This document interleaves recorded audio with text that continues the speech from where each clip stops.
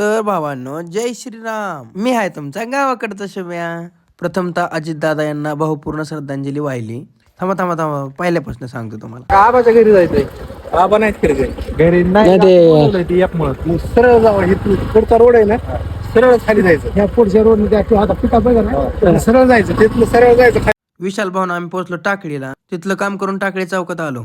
वाडवळ पोटात कावळं ओरडत होतं. मग काय दिला दानका ठेवून वडापाव वरण काय चांगलं 2-2 वडापाव हाणलं आणि निघालो मग कुंभारगावच्या घरी. पोहोचत नाही तर आपल्याला निवेदक सचिन नवले यांचा फोन आला आणि ते म्हणले चला आपल्याला जायचंय सभेला. कुठं म्हणलं जयंती. करमाळा तालुक्याचे लोकप्रिय माजी आमदार सन्माननीय जयवंतरावजी जगताप साहेब अच्छा या सभेचं मनोगत आणि संवाद या ठिकाणी जनतेची साधतील.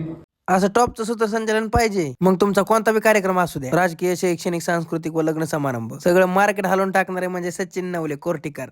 बरं, आमच्या धंद्यात तुम्ही आला तर तुम्हाला परवडणार नाही. तुम्ही फक्त एकाच चापुरीत शिकलाय, आमच्या लय चापुरी आहे.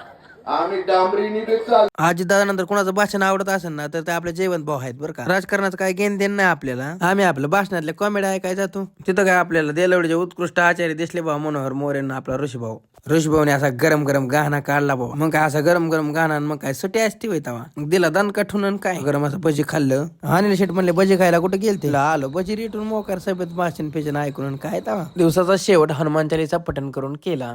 भीमला जसु जोदाय गोपालाचारी बुद्धी न तनु जाणिके समीर पवन कुमार.